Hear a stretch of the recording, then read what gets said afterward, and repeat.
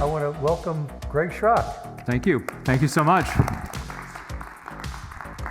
Yeah, when Stu invited me to be part of this group 2-3 years ago, we came up with the plan that I was going to be the interviewer. And man, that's like an easy job to throw questions at somebody and say, well, you take these. So, but he zinged me a few weeks ago and said, hey, would you take the heavy lifting here? So we'll see if the trust was misplaced or not, but I'll give it my best shot.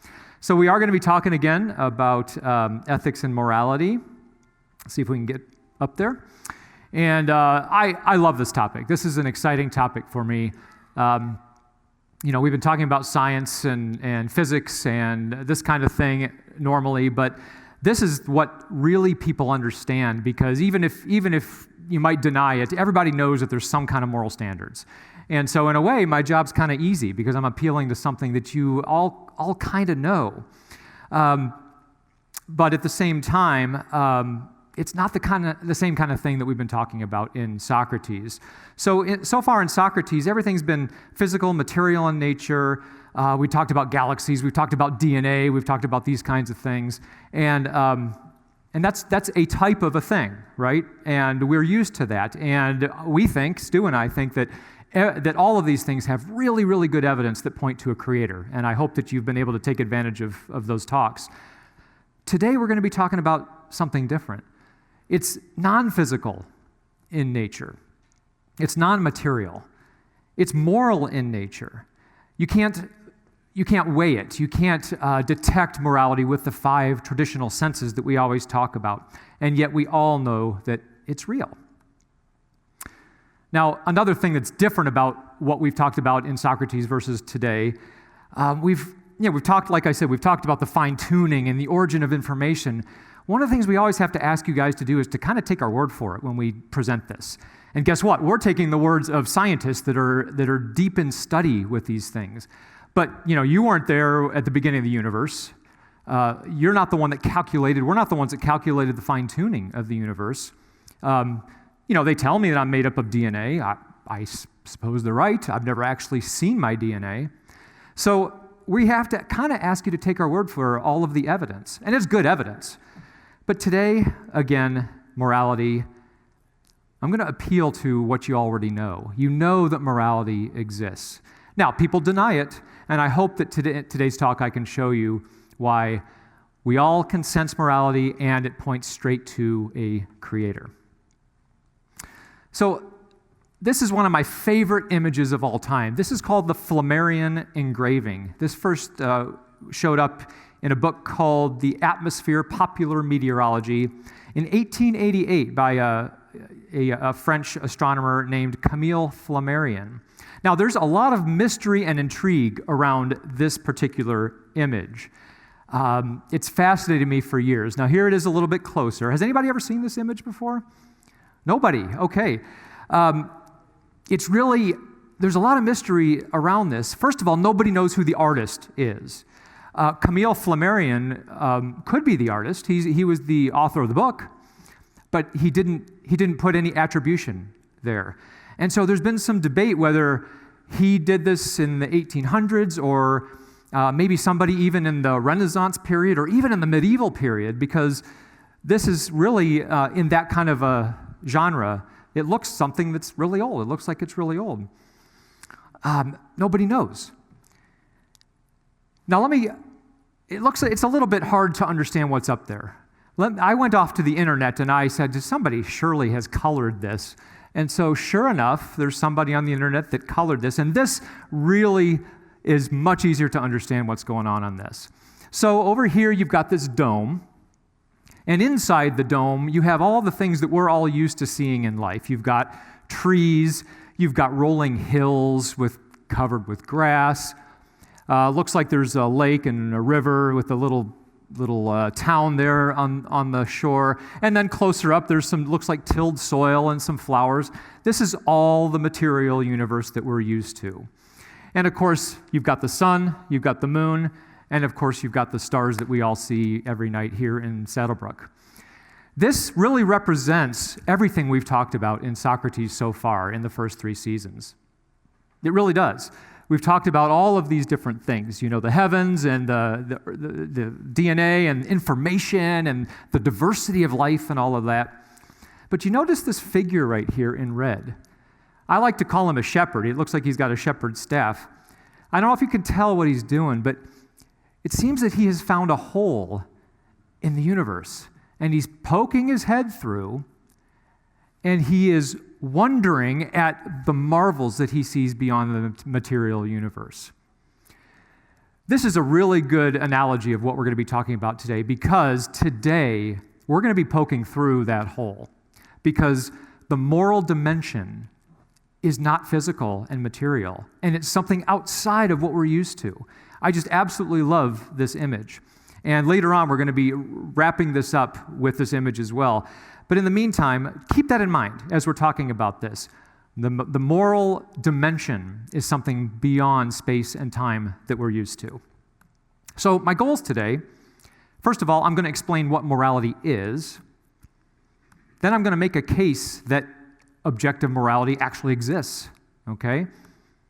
And finally, we're going to ask the question together, what is the best explanation for this objective morality that hopefully we all see? So let's go ahead and start with, what is morality? Well, here's a good definition. Morality refers to the principles, the standards, or rules that guide human behavior in terms of what is considered right or wrong, or good or bad. Now, I got this from a wise old sage called ChatGPT. But I thought it was really a good definition, so I stuck it in here and used it. So it's talking about, first of all, human behavior. This doesn't apply to other animals. This is something that's very uniquely human. And it also talks about right or wrong, good or bad. Now, that might seem like the same to you.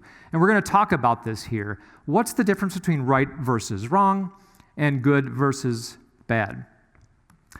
So that really gets into the concept of moral values and moral duties. These are different things, and I hope that I can explain this clearly to you. So moral values are good versus bad, and moral duties are right versus wrong. It still kind of seems the same, right? Let's try this.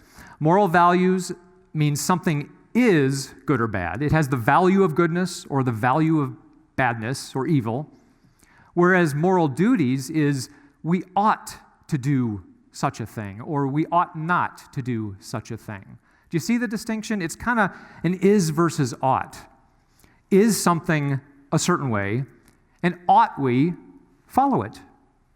I hope that is somewhat clear. So let's talk about moral values first. Here's an example. Would it be good for you to become a doctor? Would that be good? I think that would be a great thing, yes. Am I morally obligated to become a doctor? No, maybe I want to become a family counselor. Maybe I want to become a pilot. Those are also good things. So the axiom of to become a doctor is it has goodness attached to it, but it doesn't have any moral imperative that I have to follow. Let's try another one. Would it be bad to withhold medicine from a sick child? Well, yeah, that seems like something that would be bad, but am I morally obligated to give medicine to a sick child? Now, you might say yes. Well, you'd be right if the child is there and the medicine is there, but not if you're not able to. Or, for example, let's say you're in some impoverished country and there are 2 sick children on the floor and you only have 1 vial of medicine. You're going to have to withhold that medicine from one of the children, and yet it's not a morally bad thing to do. So again, it's a bad thing to withhold it, but in a way we're not morally obligated to. Now, if you have medicine and you have the sick child, yes, then of course it comes with that moral imperative. But there is a distinction between these. Let's talk about moral duties, right versus wrong. I contend that if I am with my grandma in the middle of a busy city, I am morally obligated to help grandma across the street. I ought. There's that ought again. I ought to help others. I am morally prohibited from stealing poor grandma's purse. I ought not do that. So those actually are moral imperatives, duties that we are beholden to. So that's the distinction between moral values and moral duties. Let's talk about subjective morality versus objective morality. So to say that something is morally objective is to say that the moral values and duties exist independently of what people think of them. In other words, it doesn't matter if an entire society believes that something's right or if an entire society believes that something's wrong. It makes no difference. That's subjective. But if you're talking about something that's objective, then it has that value of goodness or that value of badness, independent of what people think of it. So let's strip off the morality for a second. Let's just talk about the words subjective and objective. And I think this might help you in understanding the distinction. So how can you tell the difference? So we're going to go to English 101 class today. And let's see if you were all paying attention back in fourth grade or whenever this lesson was given. So here is a boy named Jack, and he's playing with the ball. And we have the sentence, Jack threw the ball. Now, class, what's the verb in this sentence? Threw, the action, right? Okay. What part of speech is Jack? The subject, because the subject's the thing, the person that does the action. And tell me what the part of speech is, the ball. What's the ball? The object, you got it. So we have subject, verb, object. Now, do you see a similarity between the word subject and object and subjective and objective? It's the same thing. So it's a real easy way to remember the difference. So let's put this into practice. When we're talking about truth, for example, subjective truth is based on the perceptions of the subject. What perceptions do I have, or Jack, or whoever? Versus objective truth, it's based on the realities of the actual object. It doesn't really matter how I perceive it. How is that thing? So here's Jack again. So based on objective truth, what color is the ball? Objective truth is based on the realities of the object. I heard it correctly. The ball is orange. Pretty easy. Based on subjective truth, what color is the ball? Well, remember, subjective truth is based on the perceptions of the subject. Now, you might be tempted to say, well, it's orange, right? What if poor Jack was born colorblind? Then he sees the ball is gray, or maybe red. I don't know. I don't know what orange comes out in colorblindness. I'm not sure. But the ball is gray. So I hope that's a good way for you to understand that as you see something, you have a subjective perception of that, and you say it's a certain way. But there's also an objective element to that. Whatever that thing is, how is it actually in reality? I hope that makes sense to you. When we talk about morality itself, subjective morality versus objective morality, subjective morality is based on the perceptions of the person or even an entire culture about a certain moral value. Versus objective morality, which is based on the realities of the behavior itself. Is something really wrong or not? So subjective morality, does the person or culture think the behavior is good? Objective morality, is the behavior itself really good? Now this is interesting. The subjective morality is invented or developed because, again, it's based on the perceptions of the subject. But objective morality is discovered. It's as if you were digging 50 feet down underneath your house and into the dirt, and you discover that there was an ancient civilization that used to inhabit that very spot. Now, you may not have had any idea that they were there, or you might have had any opinions of it, but your opinions and your knowledge of that ancient civilization does nothing to tell you whether that ancient civilization really existed or not. It's there and waiting to be discovered. And that's the same way with objective morality. We discover these moral values, and then we may be beholden to the moral duties. So what's the nature of morality? Okay, so the nature of morality, of course, it's moral in nature. Obvious, rather than physical material, I have said that. Cannot be discovered with the five senses. Your moral sense, it takes something different than seeing or hearing or smelling. And we'll get into that in a minute. This one is really interesting. Moral laws are prescriptive rather than descriptive. So when you talk about scientific laws, There's an action somewhere in the universe. Two things collide or something, and then you can describe that action in terms of scientific laws, right? But it requires that the action happens first.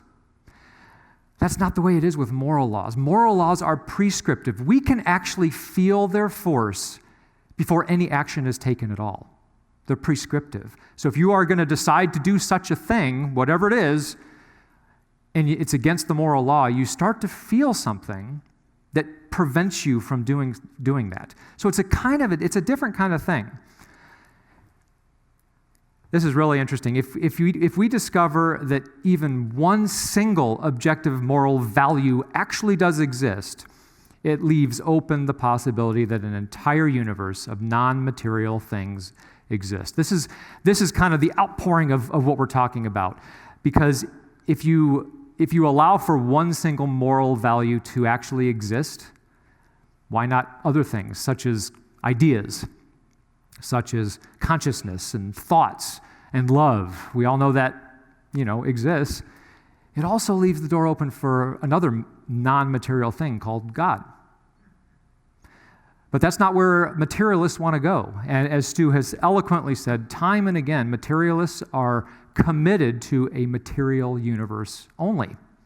So we're going to try to at least discover one moral value that exists independently of our thoughts.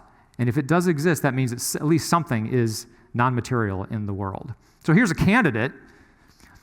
It is bad to torture a baby for the sheer delight of it. There's a candidate.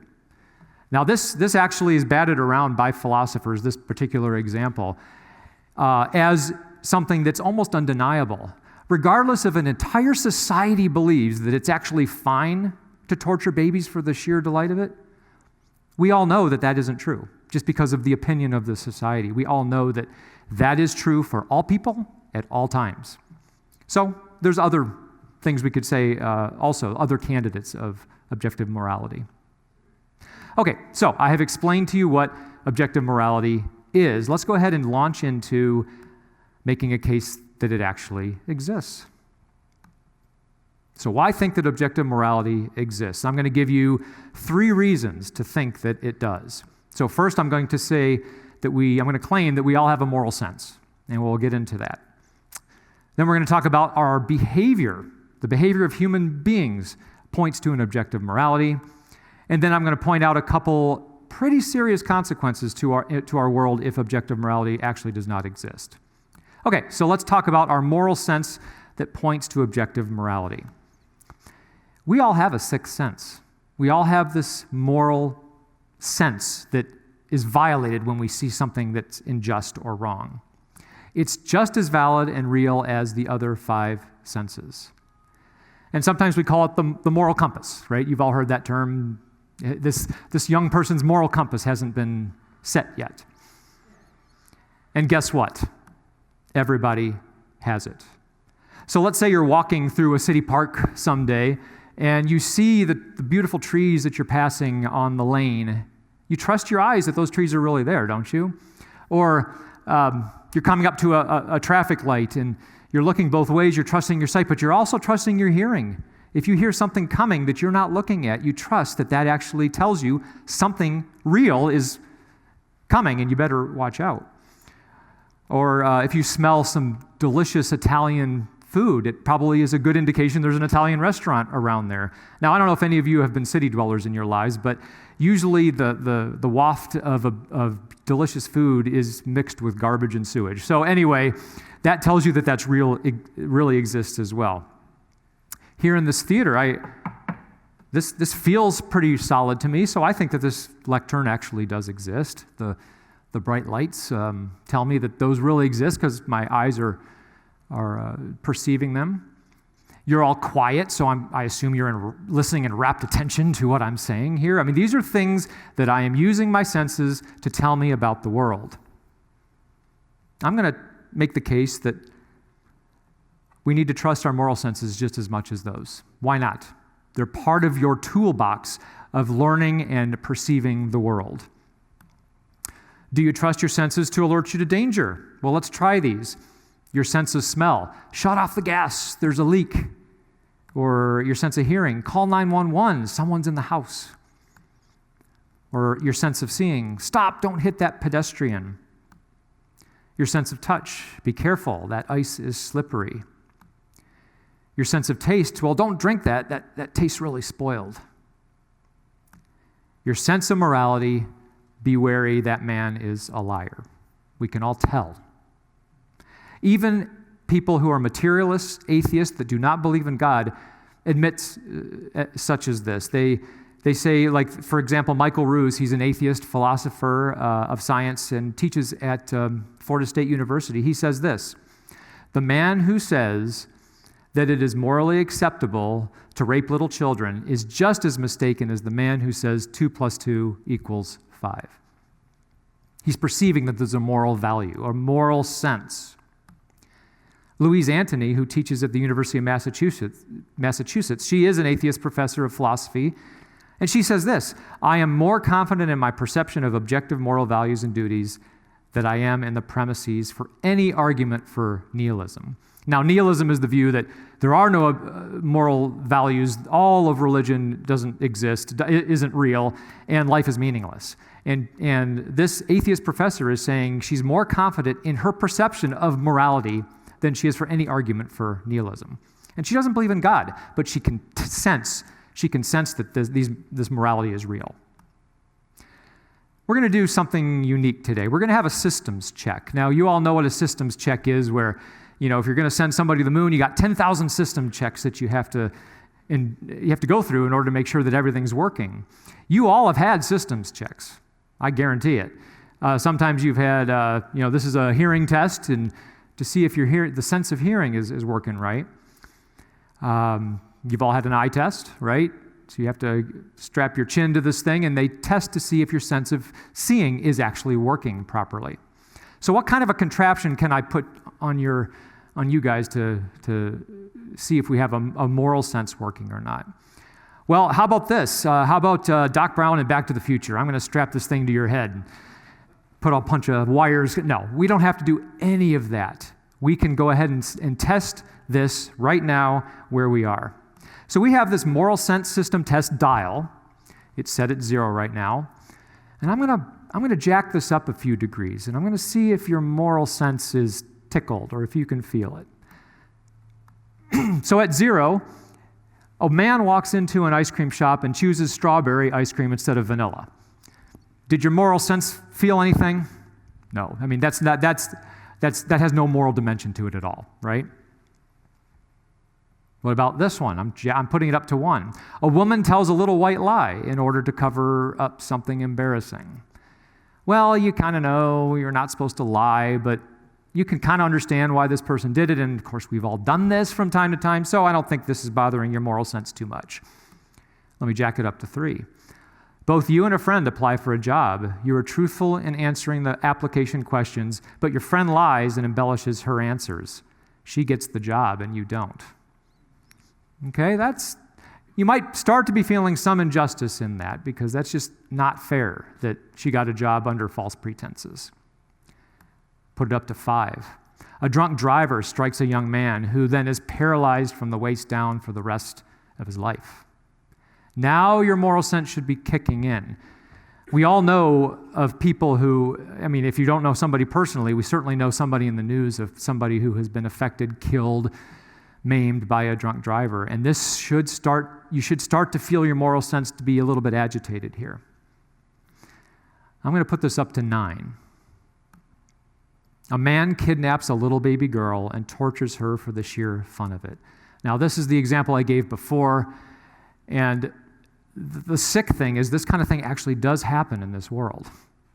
And by now, with this jacked up so high, your moral sense should be feeling something. You should be feeling that this is absolutely wrong and hideous.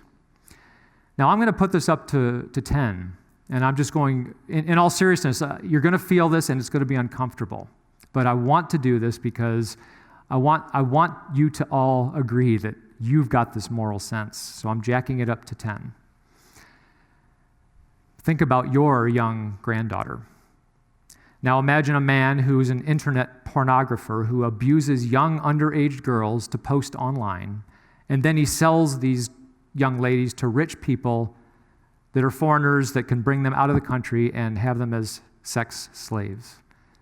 Again, this happens in this world. Now imagine one night this man broke into your granddaughter's house, snuck into her room, covered her nose and mouth until she passed out, dragged her into his van, and drove away to his basement. Now, my moral sense, even in writing this hypothetical, my moral sense couldn't go any further with that story. I have a daughter at home. I couldn't go any further with that. Why? Because my moral sense was telling me I can't go there. And if you personalize it like maybe you just did, as you think about a family member or somebody you love, it should be completely obvious that your moral sense is rebelling and you're sensing that this is real. Okay, I'm going to turn this down again. We can take a deep breath.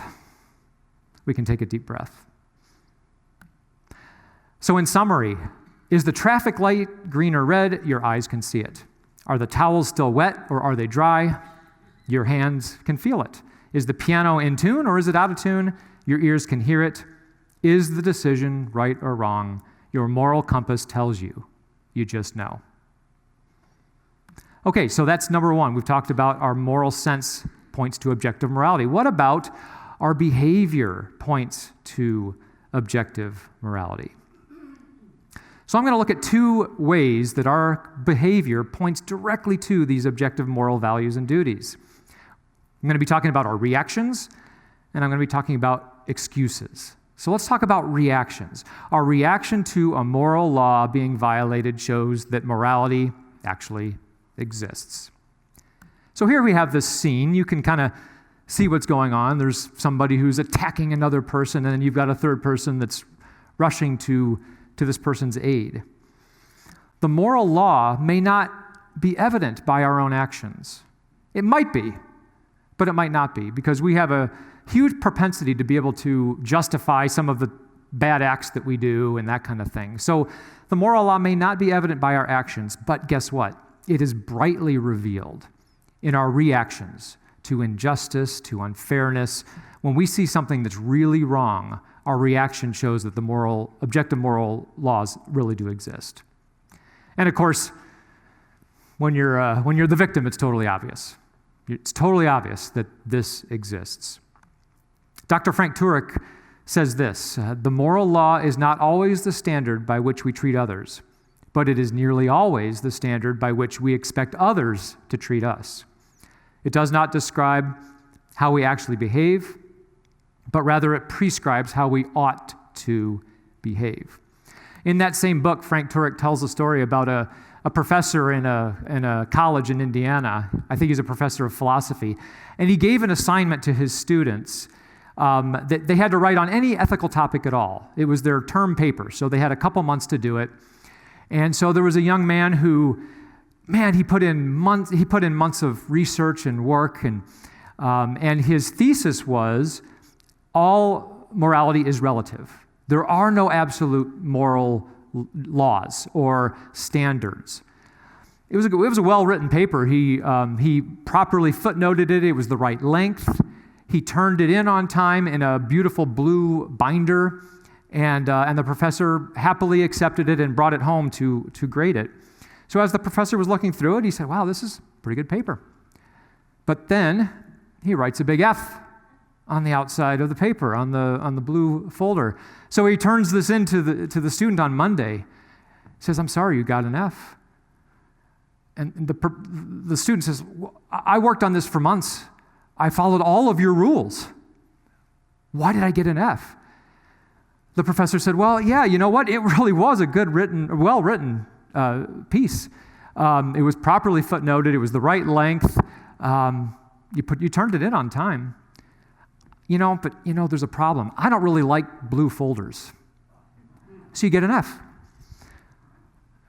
The student protested, of course. He said, well, you know what? That is completely unfair that you got an F on this paper that I got an F on this paper that I worked so hard on. And the professor said, wait a minute. Now, wasn't it you that wrote the thesis that there is no objective morality. There is no objective standard of right or wrong, justice or injustice. Wasn't that you? The student said, yeah, well, that's my view. Well, I don't like blue folders. You get an F. You understand the point. And the student understood. This is a true story. And the student understood the point that when you treat a relativist, somebody who believes there are no moral standards, unfairly, what do you think is going to happen? They become an absolutist pretty quick.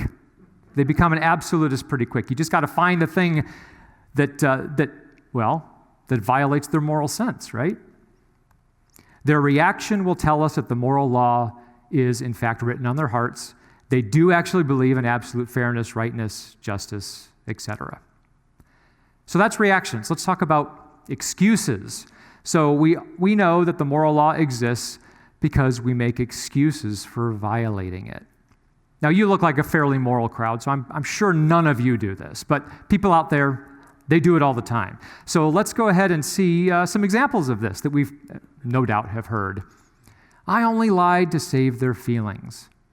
What moral law is being broken? Thou shalt not lie. Okay.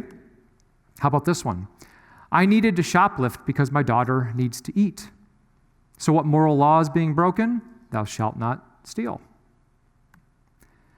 I only cheated on my wife because at the time I was going through a really hard time in my life. What moral law is being broken there? Thou shalt be faithful to your spouse. I just couldn't attend my son's birthday party. I've been working so hard and I just didn't have the energy. What's the moral law that's being broken there? Thou shalt show love to your kids. Now, maybe these are truthful. Maybe this stuff really is true. I'm not making a judgment on whether it's true or not. I'm just saying that the people who say this kind of thing, they feel the need to justify it or make an excuse. Nobody does that for things that are not moral in nature. Oh, I'm so sorry I chose Hellmann's mayonnaise over Kraft mayonnaise, but you see, my rough childhood led me to make such a choice. Thou shalt what? It doesn't make sense, right? You know, I took Tangerine rather than Miracle Mile to get to I-10, but it's only because my crazy husband's been drinking. Doesn't make any sense. Thou shalt not what? I chose to read Robinson Crusoe rather than Treasure Island, but the devil made me do it.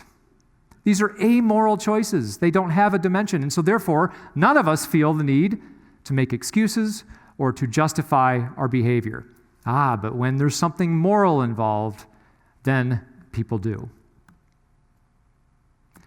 Okay, so we've talked about our moral sense pointing to objective morality and our behavior pointing to objective morality. What about consequences if there are no objective morality? There's a whole plethora of consequences. I don't have time to bring up two, but there's tons and tons of these things. So we're going to be talking about two things, human rights, and we're going to be talking about moral comparisons. And I'm going to claim that neither of those are valid if there's no objective morality. So let's talk about human rights. The moral law is the basis of human rights. So I'm going to ask the question, are all humans equal? I'm not talking about equal rights, if they have equal rights, but are they actually equal? Well, let me ask you again, are all humans equal? No, they're not all equal. I mean, there's people who are old, there's people that are young, there are men, there are women, there are people who are obviously tall, this basketball player, there's probably people who are short, there are people that are more intelligent, less intelligent. People are not equal. So here's the question, why should we treat all humans equally? Dr. J.P. Moreland is somebody I've followed for years. He's a professor of philosophy at Biola University. And he asks, if your house is on fire, which should you save in a fire?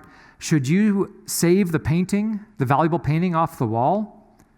Or should you save the dust bunny that's in the corner? He asked this question. Well, obvious, right? You save the painting. Why? Dr. Moreland says we ought to treat equal things equally, and we ought to treat unequal things unequally. Okay, I agree with that. So why treat all people equally? That's the question. Well, maybe evolution? What about that? Maybe that explains how somehow we need to treat everybody equally. I don't think so, because species often survive better by treating others unequally. We've all seen animal behavior, even here in SaddleBrooke, where one animal will take the food of another animal. They don't care if they're treating the other animal equally or not. Or, of course, there's, eating other animals. That's obviously not treating them equal. Evolution is not a good explanation for this. So why treat all people equally? How about government? What about government? No, because governments treat people unequally all the time.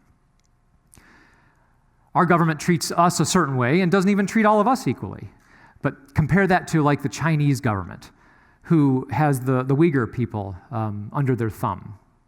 No, government is a horrible standard to have to treat people equally. How about this? There is an objective moral law given by a higher authority.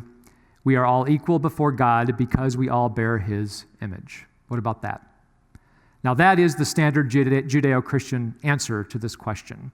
But at the very least, I want to get you to see that you have to have objective morality. You have to have some moral standard, some higher authority that has given you a command or giving you some kind of a duty to be treating each other with love and respect, regardless of whether you're tall, short, old, young, from this country, from that country. I hope you see the point.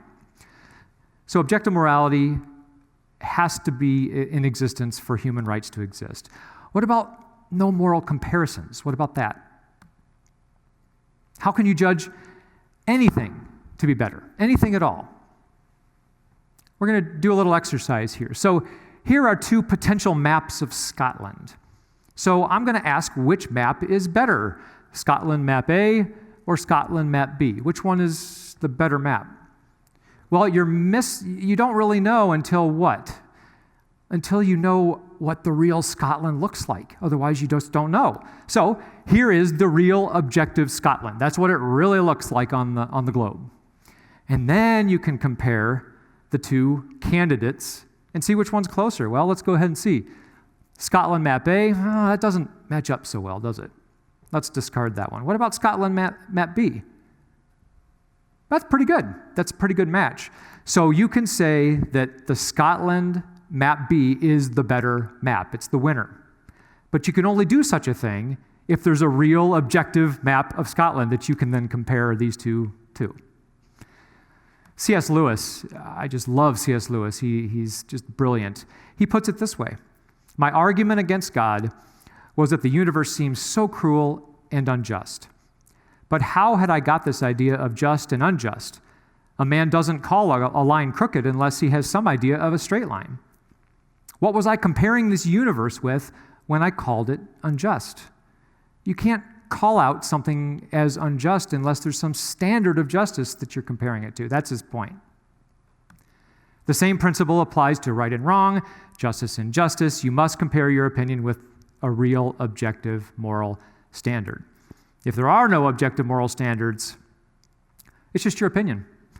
And by the way, why should anybody else base their behavior on your opinion? There's no reason. If it's just your opinion versus your opinion, there's no reason to act one way or the other. Now, here's an extreme example. And I'm bringing this up because I think it's pretty powerful. How do we compare Hitler to Mother Teresa?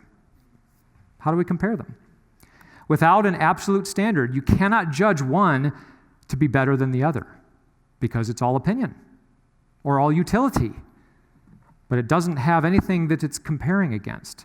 So what we're going to do is we're going to take this moral yardstick and we're going to apply it to both of these historical figures and see where we come up with.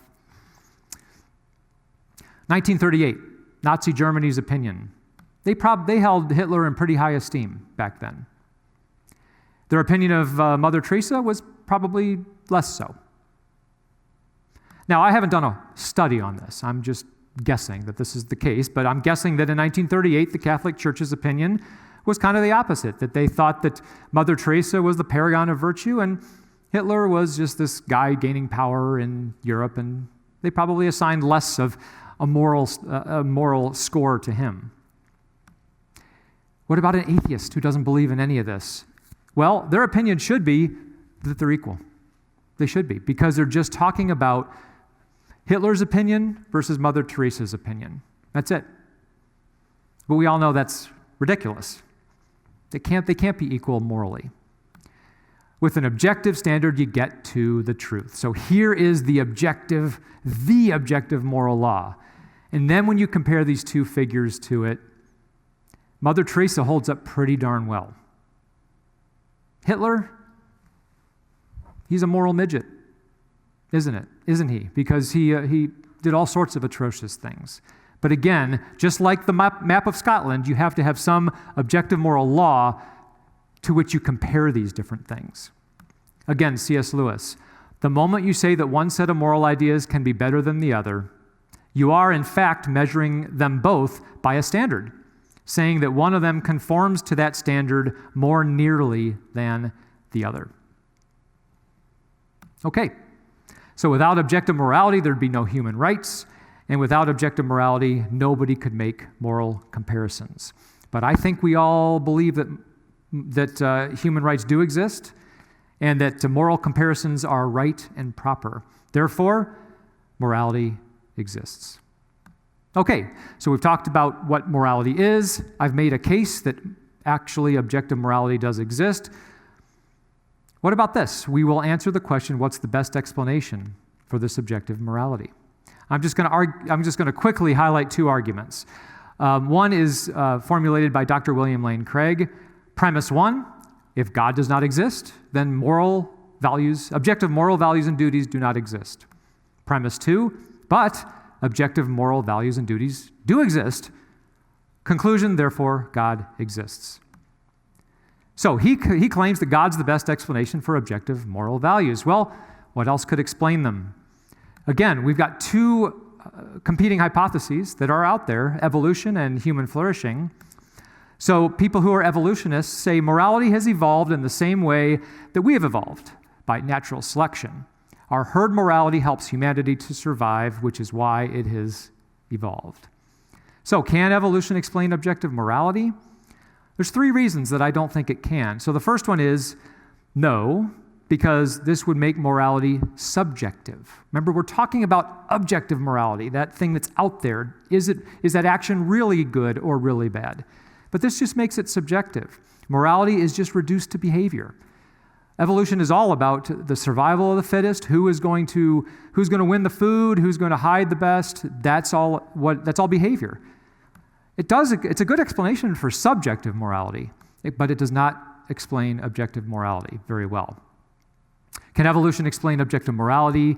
The second thing I would say is no. It can't explain noble acts. Here's the scene again. This guy is coming to help, but he might get his head bashed in. He's risking life and limb just to get involved with this. Why is he doing something that's noble, ignoring his greater instinct for self-preservation? Evolution cannot explain that. But we all know that getting involved on behalf of somebody who's getting attacked is a noble, righteous act. We know that. Finally, evolution cannot explain objective morality because evolution assumes materialism. Dr. Orr's been talking about that for 3 years. Morals are not made of materials. You can't measure them in the lab. You can't put them in a test tube and swirl them around with other things. You can't weigh them against anything. So I think evolution falls short as an explanation for objective morality. What about human flourishing? The claim is that morality is human behavior that helps humanity to flourish. That's the claim. Does it hold up? Well, it makes morality arbitrary. Why human behavior? Why is this moral dimension connected to human behavior? Why not toucan behavior? Why not tree behavior? Why not ketchup behavior? I don't know. Just fill in the blank here. If evolution, if materialist evolution is the only thing that is our explanation, we're just a highly evolved material thing. And so I don't see why this moral dimension has to be attached to human behavior. Well, why human behavior? Why is it not attached to human strength or human intelligence? Why behavior? So it makes morality really arbitrary. And secondly, it really makes morality speciesist. Not racist, but speciesist. Why should human flourishing be the goal? Why should that be the paragon of virtue that the universe all conspires so that we all have comfortable lives or we flourish? There's no reason. It's speciesist to think that our flourishing is any more important than antelope flourishing or termite flourishing or whatever, because again, we're just highly evolved animals. So I don't think human flourishing works either. Here's one more argument that I think, it's popularized by Dr. Frank Turek, and I think this is quite powerful. Premise 1, every law has a lawgiver. Premise 2, there is a moral law. And the conclusion is, therefore, there is a moral lawgiver. So we all know that laws come to us in the forms of commands, thou shalt or thou shalt not. Commands always come from an authority to which you are responsible. If they don't, you can just ignore it. Imagine you're in front of your house here in SaddleBrooke and walking the sidewalk, and some 15-year-old kid comes up on a skateboard and says, "Hey, mister, get off the sidewalk. I want to use it for my skateboarding." Well, is this 15-year-old kid, is he your moral authority in any way? Well, no. You can tell him to go jump in a lake. You don't have to listen to him. Commands and laws always come from an authority. Where else could the laws possibly come from? Do they come out of the sky, or do they evolve? I already told you that I don't think they do. Where could they come from? When we have civil law, we are responsible to follow civil law. That comes from the government, right? If you're a citizen of a country, you are obligated to follow the laws. But what about a moral law? I believe that it comes from a moral authority. Now, you might be tempted to say, well, aren't those the same thing? Do we have to follow the moral law because the government tells us to? Well, some moral laws do intersect, like murder, of course. Murder is against the civil law, but it's also against the moral law. So I would agree with you there. But there's other things like cheating on a spouse or something that is against the moral law, but it's not against the civil law. Something like that. So that does say that there's two different things, and there are two different sources of these different laws. We have never seen an example of a law where there isn't a lawgiver, some entity to which we are accountable. So wrapping all of this up, and I know we're running out of time here, what is the best explanation of objective moral values and duties? I contend, and I hope I've made a case for, the best explanation of objective morality is God.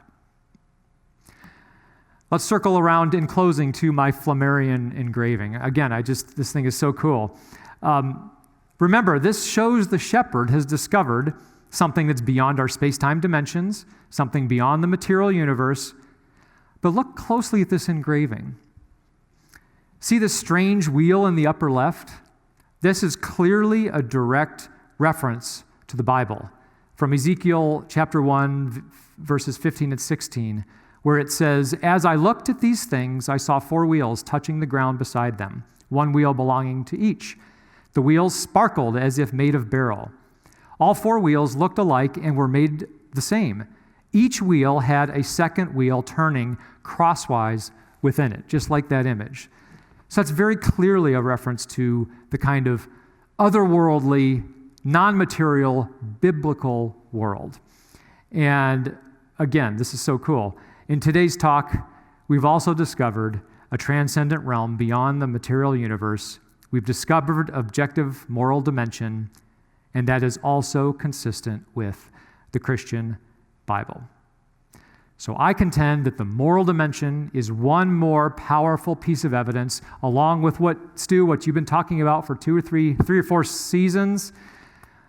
It's one more thing that's powerful evidence for a creator. And when you take a cumulative case of all of this, I think we are on good grounds in saying that there actually does exist a creator. Thank you. Thank you, Greg. Have a seat here. And, okay. Let's have a little discussion about this. Yep. I loved poking the hole in the ceiling, because I remember when I was in my 30s and I kept on saying, is there an objective morality out there anywhere? And I was out jogging one day, and crystal blue sky and everything, and that's what I wanted to do. I wanted to poke a hole in the sky to see if God was up there. Yep, exactly. And I figured if I poked a hole in the sky, maybe he'd come through, and he chased me down after that. So you have to be careful when you poke holes in the sky. I get a kick out of, too, you mentioned the Bible. It's just not the Bible that has objective moral laws in it that come from the Creator. I remember C.S. Lewis wrote The Abolition of Man. You remember that? In the appendix of that book, he went and surveyed Eastern religions and philosophies, tribal philosophies from around the world, and so forth. And he found out every one of them has some similar code to the Ten Commandments. Thou shalt not kill. I mean, things that we take for obvious. Where does that come from? I mean, it's like discovering that there's a scientific law out there, and you say, well, I can discover that. Well, the moral law, even though it's invisible, well, the scientific laws are invisible.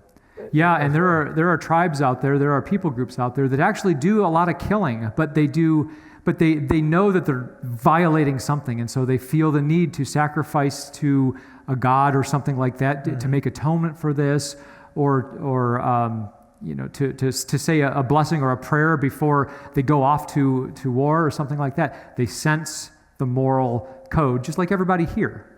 We interpret it differently because we live in a different society than these people do, but the same moral code is there. I was also interested when took a few notes here about. I was interested in moral judgment. What your thoughts would be on moral judgment, because we love the Greeks. The Greeks gave us the sense of, if you studied the universe, there's certain things in nature that just scream at you, and one is living rightly. I mean, that was the big thing. It's just not how you live, but how you live rightly. And that's why the pondering all the time. In fact, Socrates made a pest out of himself, questioning people, and got himself killed for doing that too. So you be careful. But making moral judgments. How do I know when I'm making some kind of judgment, moral judgment? You talk about compass. Do I spin the compass and say, it points that direction, I go there? How do I know I shouldn't go there? How do I know I shouldn't go there? Have you given any thought? Moral judgments is one of the things I didn't have time to talk about in my talk today, but there are really two sides of the coin, because on the one hand, none of us like to be judged, right? And so on the one side of the coin, you might say, oh, no, if there's no objective morals, then great, nobody can really judge me. Yippee, I can do what I want. My parents, if you're young, my parents can't tell me what to do, or my coworkers can't harp on me, or maybe even those Bible-believing Christians can't tell me how to live my life, that kind of thing. That's all well and good, but there is another side to that coin, and that is, if there's no objective morality, you yourself cannot judge others. And we've all been in situations where something unjust happens. I was just thinking about how to illustrate this, and I thought, well, what if in your SaddleBrooke property you've got a beautiful orange tree, and your neighbor has always loved this orange tree, and you come home one day and he's hired a team of workers to pick all the oranges and put into his kitchen so he can make some delicious orange juice. Well, if there's no objective morality, it might be fun not to be judged, but you don't have anything to stand on when you yourself actually judge. But it can get much more serious than that, of course. If there's a fanatical religious group that took over the United States, for example, and subjugated all of us to that religion and forced us all to tithe a third of everything we earn to this religion, and maybe they even subjugate women and don't let women in education, we would have nothing to stand on without objective morality. Because again, it's all about their opinion versus ours, and survival of the fittest, baby. So judgment's an interesting thing. It's fun not to be judged, but it's difficult not to speak out against injustice. And so I think there's two sides of that coin. How often we don't think about judging. We like to judge Yeah. but we don't want to be judged, right? Exactly. and I also like to be patted on the back for doing a good job, but I don't want to be criticized. But those are all moral questions, aren't they? They're all moral questions. They are. In whose eyes? I mean, that just is a sensitivity that I have that I think proves your point, that there has to be something going on out there that reaches into here. Yeah. Like we saw the first slide there, Immanuel Kant. Well, there it is. Oh, yeah. He says two sides, things that awe me the most. He looks up at the starry skies, and I mean, those stars really trillions of miles away. I mean, how'd they get there? I mean, that's the first question you ask. I mean, after you get past being amazed by the awe and wonder of it, you have to ask that question. How'd that get there? It didn't come from nothing. I mean, science knows that things don't come out of nothing. They have to have a cause. And it has to have a finite time in the back, right? It couldn't be infinite back there, because it would never come to the present. So I think his second thing about the moral law within is the same idea. There's something that tells us from inside our heart here that there's something going on. You called it subjective. That's subjective out there. This is subjective, but it has the same question behind it.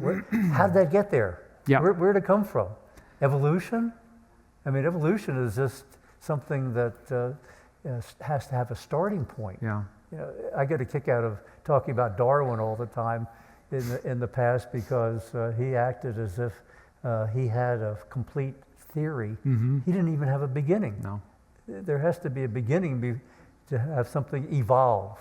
And evolution, Charles Darwin had nothing. I mean, you've poked the holes in evolution, because he really can't explain, the origin of information, the origin of life, even the diversity of life to a maximum degree. But he has nothing to say at all about the moral dimension, because again, it's something non-physical, non-material. And what I think is so cool about morality is that it really does help us to peek underneath that curtain, that into some other transcendent realm that it's like we sense it. We can't see it this way or this way. It's not in three dimensions, but somehow we know it's there. And Charles Darwin and Darwinian evolution do not have an explanation for it.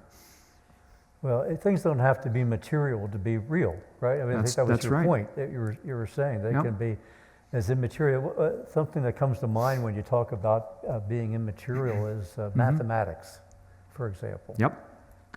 One of our Nobel Prize winners in the 20th century, Eugene Wigner, wrote an essay on the unreasonableness of mathematics. And we don't think about how can something scribbles on paper describe something halfway across the universe. Where did that come from? And that's an immaterial aspect. And then the scientists today talk about the multiverse. They say, well, maybe there wasn't a creator, although I think we've shown pretty conclusively that the scientific evidence points toward a creator. Well, maybe it's just we happen to be the cosmic winner in a big, there's infinite number of universes, and we just happen to be the cosmic winner. Well, that doesn't work either, because that's going back infinite. They have to be causally connected. There has to be an initial cause. And to say, for a scientific materialist to argue against an immaterial explanation, they're just slitting their own throat when they talk about this, because that's an immaterial explanation. Yeah, that's right. That's why I love the Socrates, that we think deeply about some of these questions, and where do we get an opportunity to discuss questions like this even? You can't discuss them in school. You don't get... I remember taking a philosophy class. I was in physics, and we didn't do much in the liberal arts program. That was the other side of the campus, but I was obligated to take one philosophy class, right? And I had to take something called general semantics. And it really sounded cool at first, because I didn't even know Spanish at the time, but the professor said, "Sobre gustos no hay disputas." I said, "Oh, well, what's that mean?" And anybody speaks Spanish enough to know, if I pronounce it correctly, what that says? Sobre gustos no I disputas. Anybody?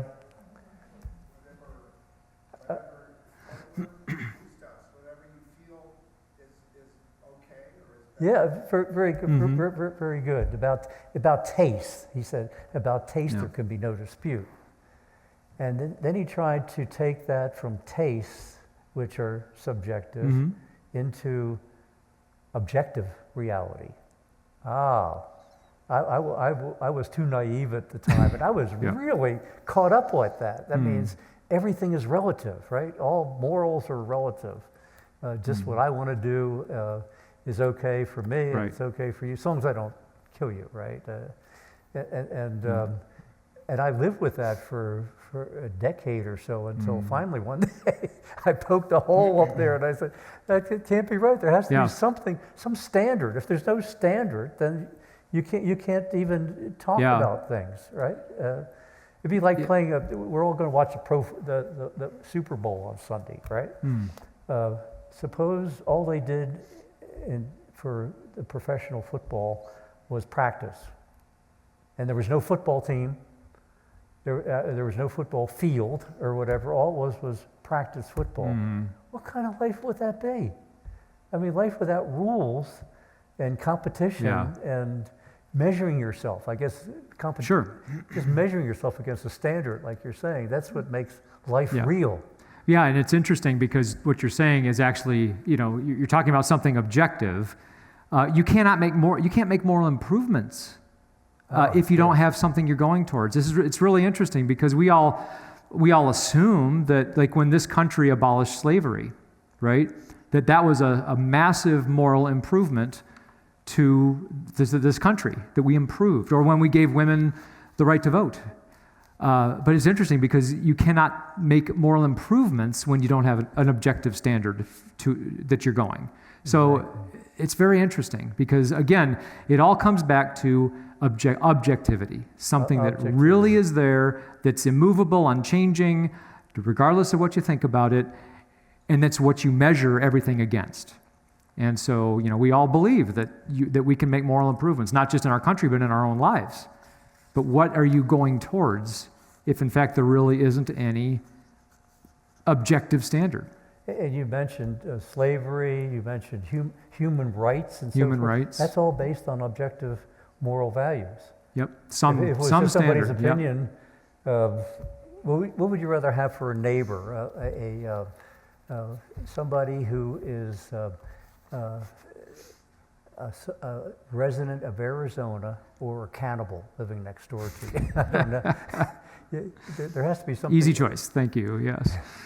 I got a question this week on this topic from Roger. I hope Roger's out there somewhere because one thing we do with the Socrates website is there's a ask a question box right on the very top of the page, and also there's a communication channel, and it's wonderful to get a dialogue going with the audience, which we were going to do in a few minutes here. But Roger asked me if I knew about the UN Declaration of Human Rights, and I really didn't. I knew there were human rights doctrines that were facilitated within the United Nations, but I didn't know specifically in 1948 this thing was 20 articles of human rights, and there's 193 nations that have signed on to some aspect of this. And I thought, well, that means that we just make them up. No, that means that all these nations see something in those declarations that they can sign on to. And they have things like you talked about equality, all people should be treated equally, right to a free life and not slavery, the right to belong to a people group, the right to private property, that's a biggie, earn an adequate living, the freedom of thought and expression, the freedom of conscience. I mean, these are things that are objectively true for everybody. And every one of those points to an objective moral standard. Every one of them. You can put a name to it if you think hard enough. Okay, there's the moral standard that particular statement is trying to strive for. Yeah. And we hear a lot about that today of freedom of speech and freedom of religion. Instead of It's such a shame that the political conversation has degraded so much because Yeah. having a difference of opinion with somebody used to be debatable. Mm-hmm. And that's another thing I love about Socrates. We can come here and debate it. In fact, we're going to ask the audience here that, Yep. that you feel free to disagree with us, make a comment, ask a question. Tom, I see you out there, and Tom's going to have a microphone to make sure. I'm going to let you describe how you want to handle this, but this is your turn now to interact with us. Can you hear me? There you go. I'm going to kick it off by asking a question. How does social justice relate to this topic? Stu, Greg? I'll give you Yeah. first. Yeah. Again, when you are protesting something political or social, because we all see social and political injustice in the world, all of us. And I think it's right and good to stand up for what's right and good. I think that's in and of itself a moral good. But I just can't help but think that if you deny an objective standard or standards, moral values, moral duties, you really don't have any legs to stand on. You can protest, and people do, but if you're introspective and if you're honest with yourself, you have to think, okay, I am protesting this particular injustice. I talked about the Uyghur people in China that are subjugated to be very, very cheap labor or slavery, right? I think it's an awful injustice. But if I don't believe in an objective standard that's given to us, I happen to believe it's God that gave that, well, then the Chinese government is doing nothing more than what's helpful for them. The Chinese government, the ones in power, that's helping them flourish. What right do I have to tell the Chinese Communist Party that they can't do that? Mm-hmm. It just all points back, again, to the existence of this objective moral dimension. I don't know if you have any comments, Stu, but... I'll hear from the audience. Yeah. Does anybody have a question? Oh, boy. You have to throw him the microphone. I'm not going to do that. Meet me halfway. That's an objective truth. Thank you. I don't know. Hi, my name's Art. I like the presentation, but there's a little challenge. Okay. Okay? I don't know if I can articulate it correctly. Your objective truth seems to be based on Plato's form of good, Mm-hmm. and also, I would say, Aquinas's rule of nature, or I can't remember the correct words. We have it inside of us. We know what to do. Yeah. Okay?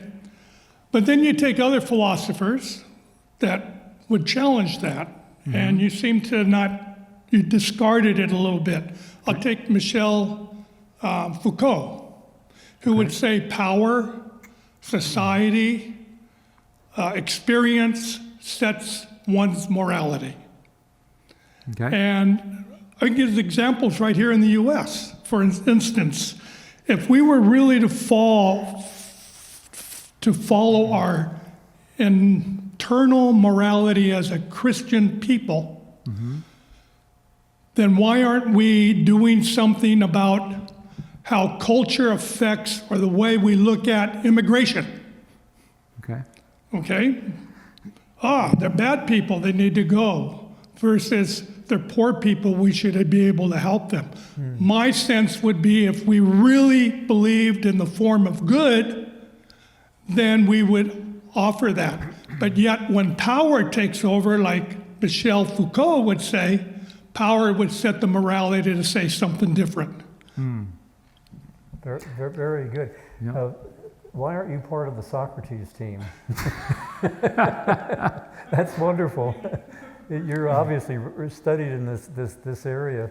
What comes to mind though is talking about the opposition to the Plato and the Thomas Aquinas view and so forth, which we do take. I mean that's true.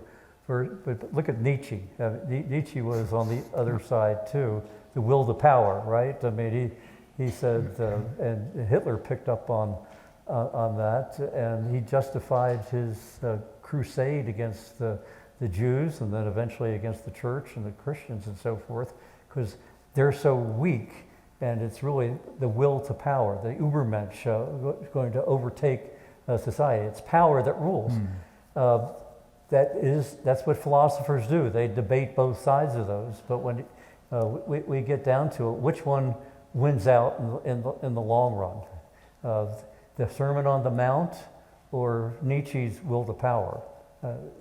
So I would say when I poke my this is me, right? When I poke my finger in there of the Christian morality won out over Hitler. But thank you for your comment. You're absolutely right. Go ahead. Please feel free to say it again. A non-Christian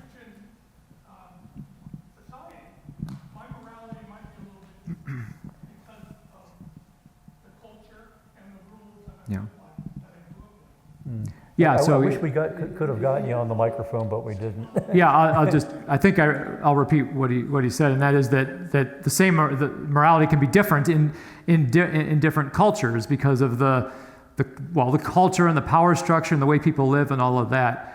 And I agree with that. I agree that the moral standards that a society could come up with could be different from one for the other.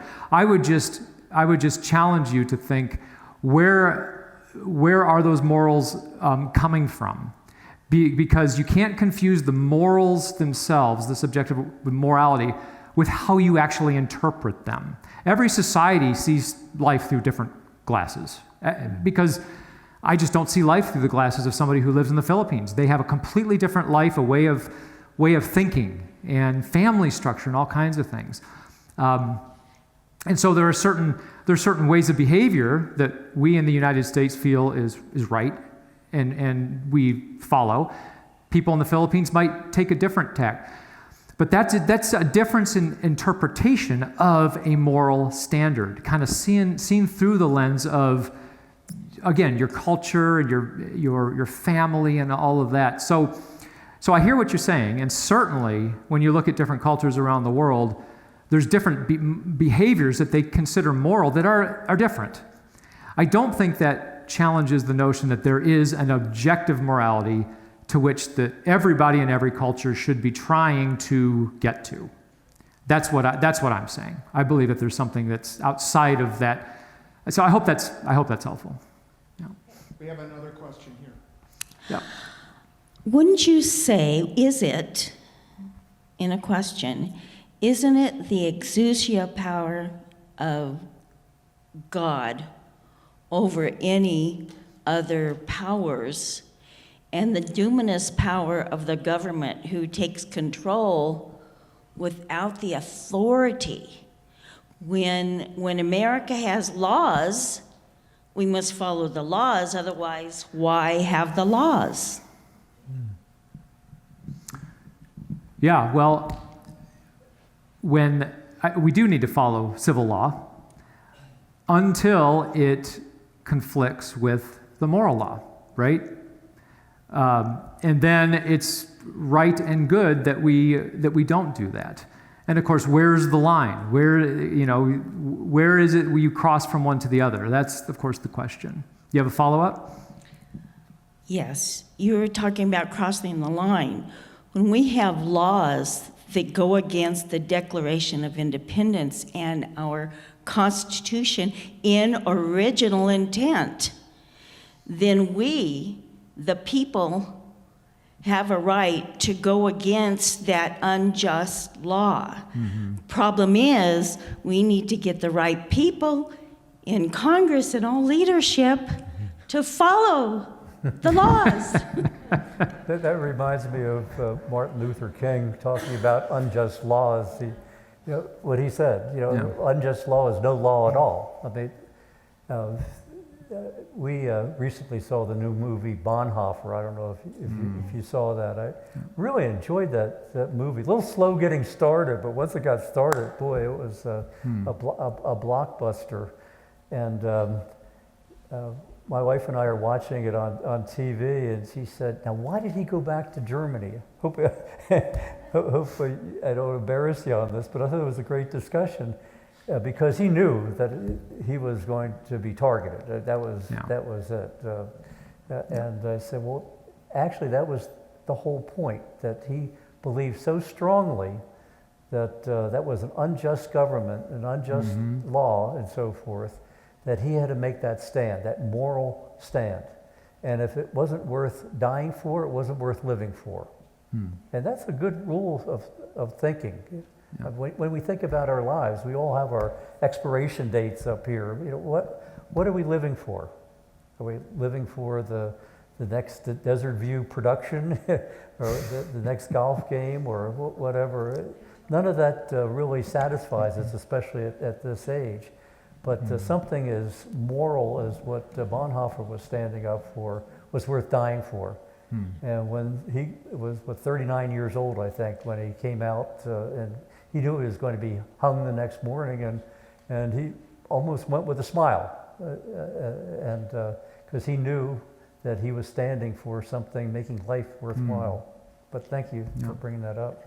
I just wanted to respond to the gentleman back here because, like you said, our cultural behavior and those of the Philippines or any of their culture on surface mannerisms and stuff, and maybe even at some deeper levels, but we feel murder is wrong as much as they do.